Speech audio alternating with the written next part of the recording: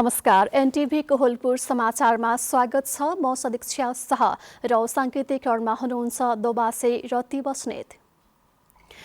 कर्णाली प्रदेशका उद्योग पर्यटन वन तथा वातावरण मन्त्री छिरिङ डम्बो लामा उर्फ कार्सेन लामा विरुद्ध उच्च अदालत सुर्खेतमा रिट दायर भएको छ।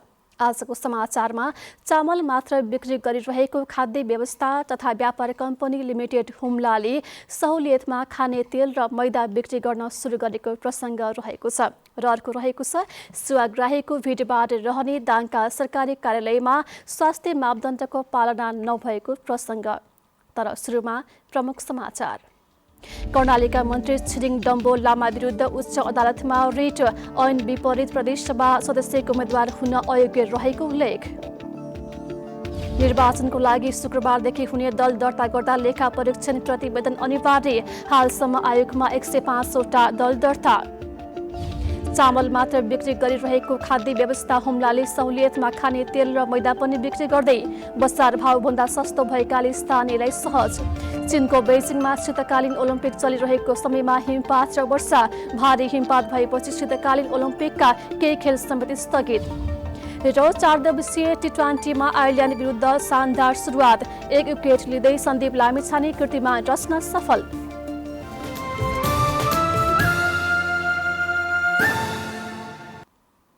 समाचार अब विस्तारमा। कर्णाली प्रदेशका उद्योग पर्यटन वन तथा वातावरण मन्त्री छिरिङ डम्बो लामा उर्फ कार्सेन लामा विरुद्ध उच्च अदालत सुर्खेतमा रिट दायर गरिएको छ। फौजदारी अभियोगमा दोषी ठहरिएका व्यक्तिलाई मन्त्री बनाइएको भन्दै सुर्खेतको वीरेन्द्रनगर 3 निवासी विनिता बोगटीले आज प्रदेश प्रमुखको कार्यालय, कर्णाली सरकार र मन्त्री लामालाई विपक्षी बनाएर अदालतमा रिट दायर गर्नुभएको हो। रिटमा फौजदारी कस्टडीमा सजाय पाए त्यस्तो अन्तिम फैसला भएको अवस्थामा प्रदेशसभा निर्वाचन ऐन विपरीत प्रदेशसभा सदस्यको उम्मेद्वार हुन अयोग्य व्यक्तिलाई मन्त्री पदमा नियुक्त गरिनु कानुनी राज्यको भास भएको उल्लेख समेत गरिएको छ। मुख्यमन्त्री जीवन बहादुर शाहीले पछिल्लो पटक माघ 23 गते 5 मन्त्री नियुक्त गर्नुभएको थियो। मन्त्री परिषदमा समावेशी नभएको भन्दै यसअघि उच्च अदालतमा दायर भएको रिटमाथि सुनवाई गर्दै अदालतले कारण देखाउन आदेश जारी गरेको छ। नेकपा माओवादी हुम्लाका नेता रहेका कार्सेनलाई ताक्लाकोटको खोचियारनाथ गुम्बाबाट मूर्ति चोरेको आरोपमा अदालतले 2051 मङ्सिर 25 गते 2 वर्ष कैद र 5000 जरिवानाको फैसला सुनाएको थियो। लुम्बिनी प्रदेशमा फागुन 3 गते अर्थात् भोलि सार्वजनिक बिदा हुने भएको छ। प्रदेश सरकारले प्रदेश स्थापना दिवसको अवसरमा प्रदेशभरि सार्वजनिक बिदा दिने निर्णय गरेको हो। सरकारले यस वर्ष प्रदेश स्थापना दिवस स्थायी राजधानी तोकिएको क्षेत्र दाङको भालुबाङमा मनाउने निर्णय गरेको छ। प्रदेश राजधानीका सम्पूर्ण कार्य प्रदेशको मुकाम बुटवलबाट सञ्चालन भइरहेको भए पनि स्थापना दिवस भने यही फागुन 3 गते दाङमा मनाउने तयारी चलिरहेको छ। सरकारले 3 दिवसीय कार्यक्रम गरेर प्रदेश स्थापना दिवस मनाउँदैछ। स्थापना दिवसको प्रत्यक्ष प्रसारण एनटीभी कोहलपुरबाट पनि हेर्न सक्नुहुनेछ। निर्वाचन आयोगले स्थानीय तह निर्वाचन प्रयोजनको लागि शुक्रबारदेखि दल दर्ता गर्ने भएको छ। यसअघि दर्ता भइसकेका दलहरूले पनि नयाँ निर्वाचनका लागि दर्ता गर्नुपर्ने हुन्छ। आयोगले शुक्रबार स्वीकृत गरेको कार्ययोजना अनुसार फागुन 5 देखि 15 सम्म दल दर्ता निवेदन दिनुपर्ने बताइएको छ। आयोगमा हालसम्म 105 वटा दल दर्ता भइसकेका छन् भने थप दल दर्ताको प्रक्रियामा रहेका छन्। निर्वाचनको लागि दल दर्ता गर्नु अघि लेखा परीक्षण प्रतिवेदन अनिवार्य गरिएको छ। आयोगले कुन दिन के काम गर्ने भन्ने कार्ययोजना पनि बनाएको छ। निर्वाचन गर्ने दिनसम्मको योजना आयोगले स्वीकृत गरेको छ। दल दर्ता स्वीकृत भने फागुन 26 मा मात्रै हुनेछ। चैत्र 4 सम्म निर्वाचन कार्यक्रम स्वीकृत गरी राजपत्रमा प्रकाशन गर्ने आयोगको तयारी रहेको छ। दल दर्तापछि मात्रै आयोगले आचार संहिता लागू गर्न लागेको छ। संविधान तथा कानूनमा भएको व्यवस्था बमोजिम आयोगले अन्तिम मतदाता नामावली तयारी गर्ने, निर्वाचन सामग्रीको व्यवस्थापन गर्ने, निर्वाचन प्रयोजनको लागि राजनीतिक दल दर्ता गर्ने, मतदाता शिक्षा सामग्री तयारी तथा कार्यक्रम सञ्चालन गर्ने, निर्वाचन कार्यक्रम तयारी गरी प्रकाशन गर्ने, निर्वाचन अधिकृतको नियुक्ति र कार्यालय स्थापना गर्ने, निर्वाचन आचार संहिता लागू गर्ने, निर्धारित मतदान स्थलहरूमा मतदान केन्द्र तोक्ने लगायतलाई समेटेर निर्वाचन कार्यतालिका स्वीकृत गरेको प्रवक्ता शालिग्राम पौडेलले जानकारी दिनुभएको छ। चैत्र 15 सम्म दल दर्ता स्वीकृत गर्ने, निर्वाचन कार्यक्रम स्वीकृत गर्ने, आचार संहिता कार्यान्वयन गर्ने, अन्तिम मतदाता नामावली प्रकाशन गर्ने, मतदान स्थल तथा मतदान केन्द्र निर्धारण गर्ने, निर्वाचन अधिकृतको नामावली प्रकाशन गर्ने आयोगको योजना छ। दोस्रो कार्यकालका लागि स्थानीय तहको निर्वाचनको तयारी चलिरहेको छ। पहिलो कार्यकालमा तपाईँको स्थानीय तहमा विकास निर्माणका कामहरूलाई कस्तो परिवर्तन पाउनुभयो भनी आज हामीले कपिलवस्तुका केही नागरिकलाई सोधेका छौँ। हेरौँ आजको आवाजमा।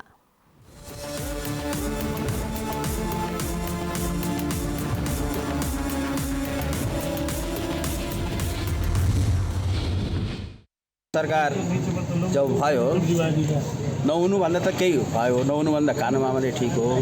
जुन किसिमले हुनुपर्ने विकास त्यो किसिमले भएन। विकास कस्तो भयो भनेपछि तपाईँको दीर्घकालीन विकास भएन, छोटो विकास। त्यो बजेटहरू पनि सानो सानो बजेट, सबै कार्यकर्ता पाल्ने बजेटहरू भयो क्या। त्यसले चाहिँ नि त्यो दीर्घकालीन हिसाबले हुँदैन। जस्तै कि रोड बनायो, त्यो रोडलाई फेरि अर्को वर्ष भत्काउनु पर्ने, फेरि त्यही इस्टिमेट गर्नुभयो। जहिले पनि हामीले धुलो खाइराख्नुपर्ने, यो हाम्रो कोइलासम्म यो धुलो खाइराख्नुपर्ने, चाहे सहरको भित्रको होस् चाहे बाहिरको होस्, आधा अधुरो बनायो। विकास भनेको कस्तो हुनुपर्छ भने पहिले टेक्निकल लाइनबाट चाहिँ छनौट गरेर र त्यसपछि त्यसमा टेक्निसियनले भनेर त्यो अनुसारको विकास गर्नुपर्छ।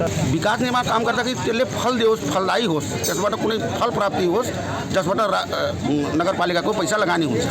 न यहाँ पर्यटनको कुनै व्यवस्था छ कपिलवस्तुमा, न चाहिने कपिलवस्तु नगरपालिकामा हस्पिटलको राम्रो कुनै व्यवस्था छ, एउटा चाहिने स्वास्थ्य शिक्षाको केही पनि ग्यारेन्टी राम्रोसँग भएको छैन। त्यो झारा टार्ने काम मात्रै भइरहेको छ। यस कारणले स्थानीय सरकारमा राम्रो सोच भएका व्यक्तिहरू आउनुपर्छ।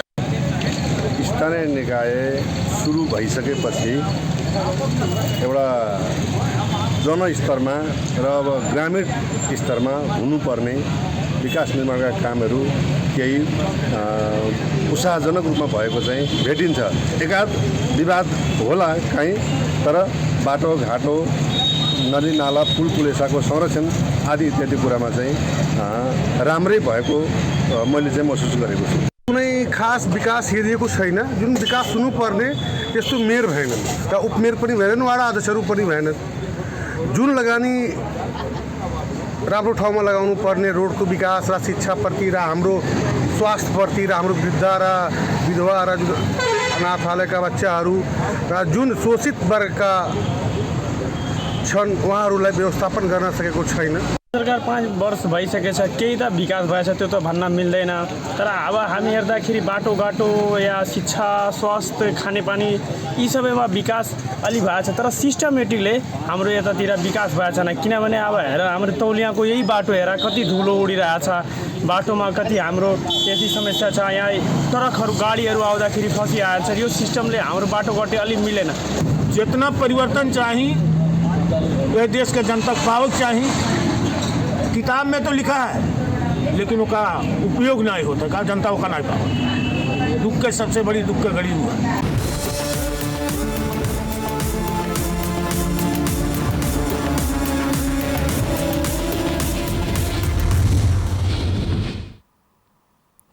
पश्चिम नवलपरासीको बर्दघाट नगरपालिकाले 2वटा विधेयक पारित गर्दै आफ्नो नवो नगरसभा सम्पन्न गरेको छ।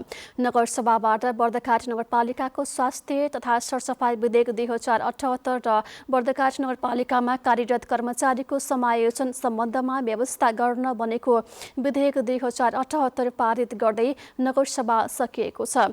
बर्दघाट नगरपालिकामा अहिलेसम्म ऐन, नियमावली, कार्यविधि र मापदण्डहरू गरी सबै 59 60वटा पारित भइसकेको बर्दघाट नगरपालिकाका प्रमुख प्रशासकीय अधिकृत मेघनाथ उपाध्यायले बताउनु भएको छ। आज भएको नगर सभामा बर्दघाट नगरपालिकाका नगर प्रमुख तथा सभा अध्यक्ष धीरज शर्मा बस्यालले विगत 4.5 वर्षको अवधिमा नगरमा सम्पादन भएका कार्यको संक्षिप्त विवरण प्रस्तुत गर्नुभएको थियो। नगर प्रमुख बस्यालले प्रस्तुत गर्नुभएको प्रतिवेदनमा भौतिक पूर्वाधार, कृषि, सहकारी, पशु, घरेलु तथा लघु उद्यम र पूर्वाधार विकासको क्रियाकलाप मार्फत रोजगारी सृजना गरिएको र स्वास्थ्य संस्थाहरूको सबलीकरणसँगै गुणस्तरीय शिक्षा प्रदान गर्न नगर सफल भएको उल्लेख समेत गरिएको छ।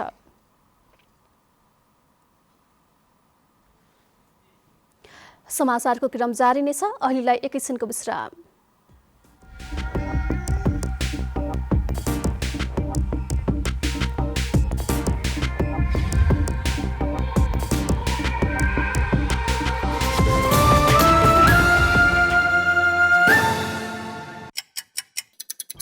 हर घड़ी हर प्रहर,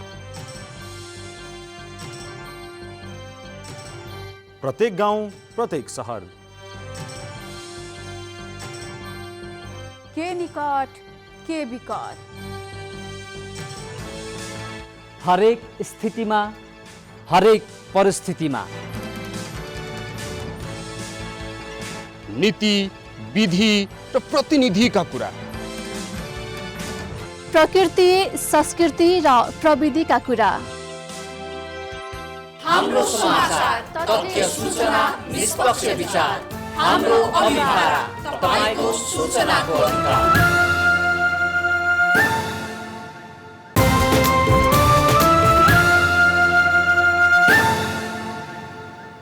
विश्रामपछि समाचारमा पुनः स्वागत छ। अब बाँकी समाचार। आज देशभर 747 जनामा कोरोना भाइरस संक्रमण पुष्टि भएको छ। सोही अवधिमा 2319 जना निको हुँदा 8 जनाले पनि ज्यान गुमाएका छन्। स्वास्थ्य तथा जनसङ्ख्या मन्त्रालयका अनुसार पछिल्लो 24 घण्टामा 8696 जनामा नमुना परीक्षण भएको थियो। यससँगै देशभर कोरोना संक्रमितको कुल संख्या PCR विधिबाट भएको परीक्षणमा 9,93,541 जना र एन्टिजेन विधिबाट भएको परीक्षणमा 1,37,677 जना पुगेको छ। संक्रमित मध्ये हालसम्म 9,40,902 जना निको भएका छन्। यस्तै हालसम्म कोरोनाबाट कुल 11,900 जनाको मृत्यु भएको छ। हाल देशभर 20,739 जना सक्रिय संक्रमित रहेका छन्। सेवाग्राहीको भिडभाड रहने दाङका सरकारी कार्यालयमा स्वास्थ्य मापदण्डको पालना नभएको पाइएको छ। कोरोना भाइरसको जोखिम कायमै रहेको बेलामा पनि स्वास्थ्य मापदण्ड पालनामा हेलचेक्राइ भएको भन्दै सचेतना फैलाउन सेवाग्राही तथा कर्मचारीलाई मास्क वितरण अभियान थालिएको छ। मालपोत कार्यालय लमीमा सेवाग्राहीको भिडभाड छ, तर भौतिक दूरी कायम गर्ने र मास्क भने कमैले लगाएको पाइएपछि सचेतना स्वरूप मास्क वितरण गर्न थालियो। त्यसपछि सबैले नाक र मुख छोप्ने गरी मास्क लगाए। सेवाग्राहीको भिडभाड रहने कार्यालयलाई लक्षित गरी युवाहरूको सक्रियतामा मास्क अभियान चलाइएको छ।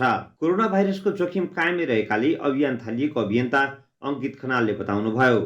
अब चाहिँ बाटोमा भन्दा पनि अब हामीले यो सरकारी कार्यालयहरूमा एकदम जहाँ भिडभाडका धेरै छ त्यसमा चाहिँ हामीले मास्क वितरण गरेर उहाँलाई सन्देश केही दिनुपर्छ। कोरोना भाइरसको संक्रमण केही मत्थर देखे पनि यसको जोखिम भने कायमै छ। सरकारले पनि स्वास्थ्य सावधानी अपनाउन अपिल गर्दै आएको छ। सेवाग्राहीको भिडभाड रहने तर मापदण्ड पालना नहुने देखेपछि नेपाल प्रहरी, सशस्त्र प्रहरी लगायतको सहयोगमा सचेतना स्वरूप अभियान थालिएको अभियन्ता रोशन भेटवालले बताउनुभयो। कार्यालयहरूमा मान्छेको आवत जावत धेरै भएको हुनाले यहाँ कस्तो भनेपछि मास्कै नलगाएर आइदिने, कर्मचारीहरूले पनि मास्कै नलगाइदिने भएको हुनाले हामी आज चाहिँ सरकारी कार्यालयमा मास्क बाँड्ने अभियान राखेका छौँ। मालपोत कार्यालय, नापी कार्यालय, इलाका प्रशासन कार्यालय, नगरपालिका, वडा कार्यालय, विद्युत, खानेपानी लगायतका कार्यालयमा दैनिक सेवा लिने उपभोक्ताको संख्या बढी हुने गर्छ।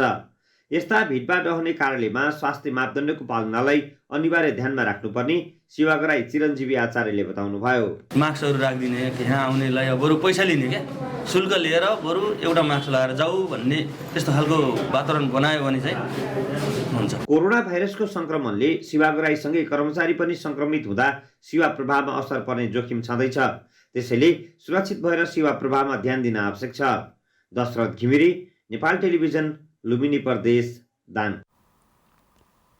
चामल मात्र बिक्री गरिरहेको खाद्य व्यवस्था तथा व्यापार कम्पनी लिमिटेड हुम्लाले सहुलियतमा खाने तेल र मैदा पनि बिक्री गर्ने भएको छ। कम्पनीले शाखा कार्यालय सिमकोटबाट चामल सहित तेल र मैदा पनि बिक्री वितरण गर्ने व्यवस्था मिलाएको हो, जसका लागि कम्पनीको प्रादेशिक कार्यालय सुर्खेतबाट 130 पेटी तेल हवाई मार्गबाट हुम्ला पुगिसकेको कम्पनीका शाखा प्रमुख कृष्ण प्रसाद अधिकारीले जानकारी दिनुभएको छ। उहाँका अनुसार पहिलो चरण माग गरेको 200 क्विन्टल मैदा भने ढुवानी हुन बाँकी छ। हुम्ला शाखाले पहिलो पटक सहुलियतमा खाने तेल र मैदा बिक्री वितरण गर्न थालेको हो। तेल आए पनि मैदा नआइसकेकाले आएपछि बजार मूल्य बुझेर 35देखि 40% कममा बिक्री गरिने कम्पनीले जनाएको छ। आफूहरूले बेच्दा बजारभन्दा सस्तो भएकाले तेलको माग अनुसार स्थानीयलाई उपलब्ध गराउन नसकेकाले पहिलो चरणमा चामलसँगै समानुपातिक रूपमा तेल बिक्री गरिने प्रमुख अधिकारीको भनाइ छ।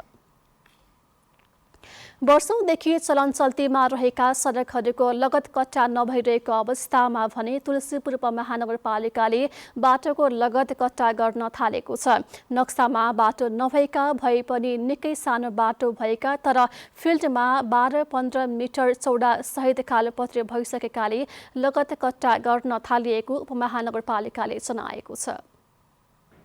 तुलसीपुर उपमहानगरपालिका वडा नम्बर 6 को कार्यालय अगाडिको यो बाटो नक्सामा देखिँदैन। वर्षौंदेखि चलन चल्तीमा रहेर सडक कालोपत्रो समेत भइसकेको छ। तुलसीपुरकै पर्सैने जितपुर सडक फिल्डमा निकै चौडा भए पनि नक्सामा निकै सानो देखिन्छ। नक्सामा सडक नहुने तर फिल्डमा कालोपत्रे सहितका चौडा सडक हुने तुलसीपुरमा धेरै छन्। चौडा सडक हुँदा राजस्व सङ्कलनमा कमी मात्र नभई उपभोक्ताले पनि बैंकिङ कार्यमा थोरै रकम मात्रै पाउने समस्या झेल्दै आएको उपमहानगरले जनाएको छ। जग्गाको मूल्याङ्कन यथार्थ गराउनका लागि पनि सडकको लगत कट्टा गर्न आवश्यक भएको तुलसीपुर उपमहानगरपालिकाको भूमि व्यवस्था इकाइले जनाएको छ।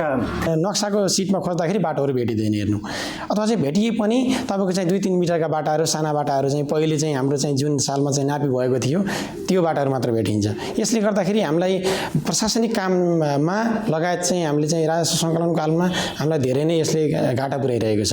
तुलसीपुर उपमहानगरपालिकाका 19वटै वडाका सडकको लगत कट्टा गरिने भए पनि बजार क्षेत्रबाट काम सुरु गरिएको उपमहानगरले जनाएको छ।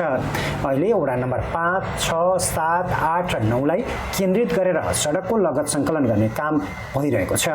वडा नम्बर 8 मा मात्रै सडक क्षेत्रमा कुनै विवाद नभएका 27 वटा सडक लगत कट्टा गर्न वडाबाट सिफारिस भई आएको र कार्यपालिका कार्यालयले मालपोत र नापी कार्यालयमा लगत कट्टाका लागि पठाइसकेको उपमहानगरले जनाएको छ। विशेष गरी अहिले चाहिँ मुख्य सहरी क्षेत्रमा चाहिँ गर्ने र यसै गरी यो चाहिँ हाम्रो यस वर्षमा मात्र सीमित नरहने भएकोले यो चाहिँ बहुवर्ष नै जाने भएकोले चाहिँ हामीले चाहिँ सम्पूर्ण 19वटै वडाभित्र चाहिँ हामीले लगत कट्टा गर्ने भनेर योजना बनाएका छौँ। वर्षौंदेखिका सडकको लगत कट्टा नगरिएकै कारण तुलसीपुर क्षेत्रमा अहिले देखिने मुख्य सडकहरू नै नक्सामा नदेखिने तुलसीपुर क्षेत्रका अमिनहरू बताउँछन्। सन्तोष सुवेदी, नेपाल टेलिभिजन, लुम्बिनी प्रदेश, दाङ। समाचारको क्रम जारी नै छ, एकैछिनको विश्राम।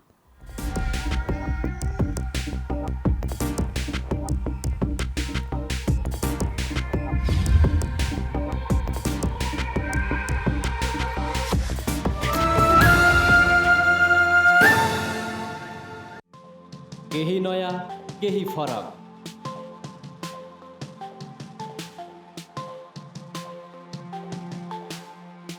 राष्ट्रिय सञ्चारको मेरुदण्ड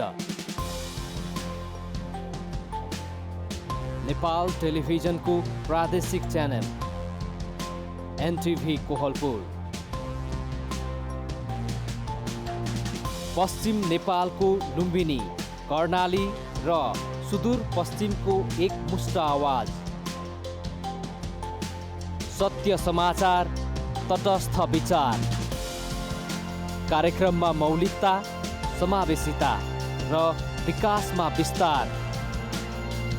डिजिटल दुनियाँमा तपाईको विचार र भावनालाई संसारसँग जोड्दै एनटिभी कोहलपुर, सूचना, शिक्षा र मनोरञ्जनको यो यात्रा हो समृद्धिको।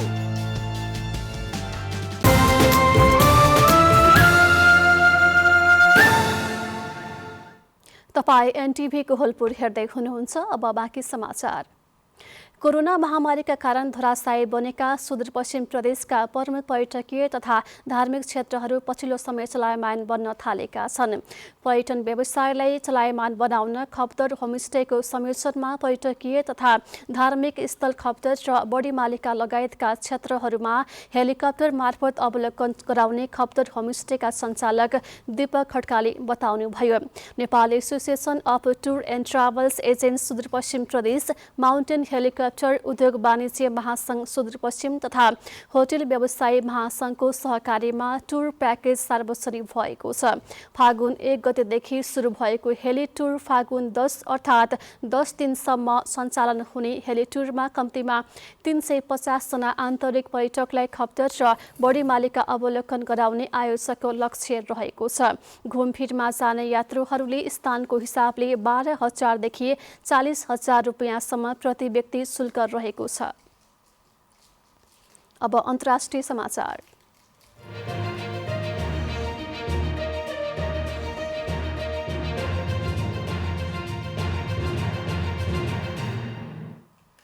चीनको बेजिङमा शीतकालीन ओलम्पिक चलिरहेको समयमा हिमपात र वर्षा भएको छ।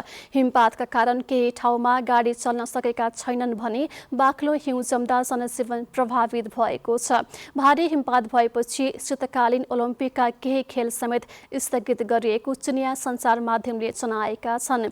स्थानीय अधिकारीका अनुसार विशेष गरी सन् 2022 को बेजिङ शीतकालीन ओलम्पिकका लागि पुगेका पाहुना तथा आयोजकको सहजीकरणका लागि सहरमा जमेका हिउँ सफा गर्ने काम सुरु गरिएको छ। हिमपातले ओलम्पिकमा सहभागी हुन पुगेका खेलाडी र पाहुना प्रभावित भएका छन्। त्यहाँको मौसम विज्ञान पूर्वानुमान महाशाखाले बेजिङ सहित सान्सी, हेवई, तियान्जिन, सिजियाङ लगायतका क्षेत्रमा भारी हिमपात भइरहेको जनाएको छ।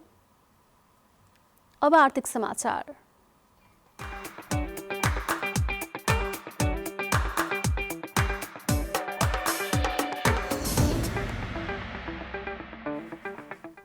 साताको दोस्रो कारोबार दिन आज सोमबार भने शेयर बजार सामान्य अङ्कले बढेको छ। आज शेयर बजार परिसूचक नेप्से 0.08 अङ्कले बढेर 2700.98 बिन्दुमा पुगेको छ।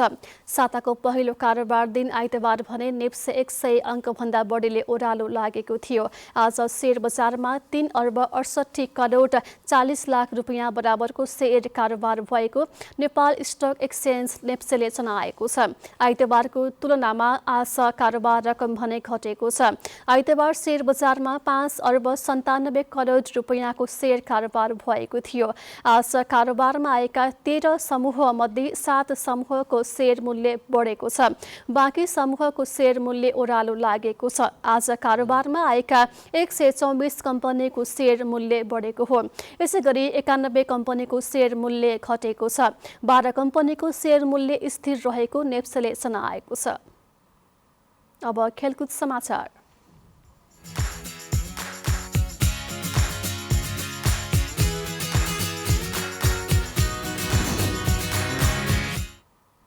नेपाली राष्ट्रिय क्रिकेट टोलीका कप्तान सन्दीप लामिछानेले कीर्तिमानी रचेका छन्। आज भएको आयरल्यान्डसँगको खेलमा 1 विकेट लिँदै सन्दीपले कीर्तिमान रचेका हुन्।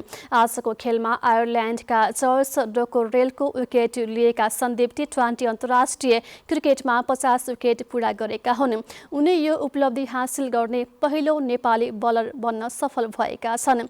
करण केसी पनि T20मा 50 विकेटको नजिकै रहेका छन्। करणले अहिलेसम्म 33 खेलमा 44 विकेट लिइसकेका छन्। यो सँगै सन्दीप T20मा छिटो 50 विकेट लिने बलरको तेस्रो नम्बरमा परेका छन्। सन्दीपले 29 खेलमा यो उपलब्धि हात पारेका हुन्। यो सूचीको पहिलो नम्बरमा रहेका श्रीलङ्काका अजन्था मेल्डिसले 26 खेलमा 50 विकेट लिएका हुन्। त्यस्तै दोस्रो नम्बरमा रहेका आयरल्यान्डका मार्स रिचार्ड एडरले 28 खेलमा 50 विकेट लिएका छन्। अब मौसम।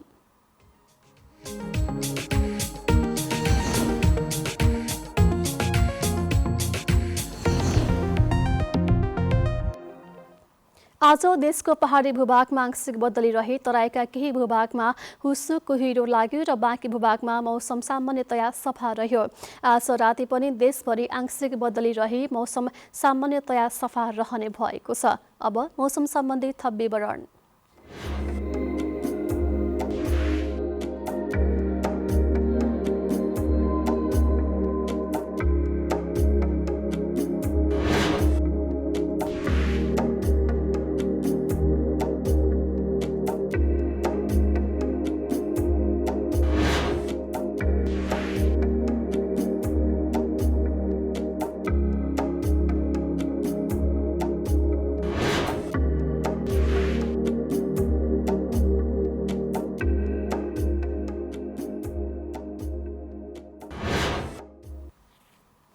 समाचारको अन्त्यमा प्रमुख समाचार पुनः एकपटक। कर्णालीका मन्त्री छिरिङ डम्डो लामा विरुद्ध उच्च अदालतमा रिट, ऐन विपरीत प्रदेशसभा सदस्यको उम्मेद्वार हुन अयोग्य रहेको उल्लेख। निर्वाचनको लागि शुक्रबारदेखि हुने दल दर्ता गर्दा लेखा परीक्षण प्रतिवेदन अनिवार्य, हालसम्म आयोगमा 105 वटा दल दर्ता। चामल मात्र बिक्री गरिरहेको खाद्य व्यवस्था हुम्लाले सहुलियतमा खाने तेल र मैदा पनि बिक्री गर्दै बजार भावभन्दा सस्तो भएकाले स्थानीयलाई सहज। चीनको बेजिङमा शीतकालीन ओलम्पिक चलिरहेको समयमा हिमपात र वर्षा, भारी हिमपात भएपछि शीतकालीन ओलम्पिकका केही खेल स्थगित। र 4 दिवसीय T20मा आयरल्यान्ड विरुद्ध शानदार सुरुवात, 1 विकेट लिँदै सन्दीप लामिछाने कृतिमान रच्न सफल।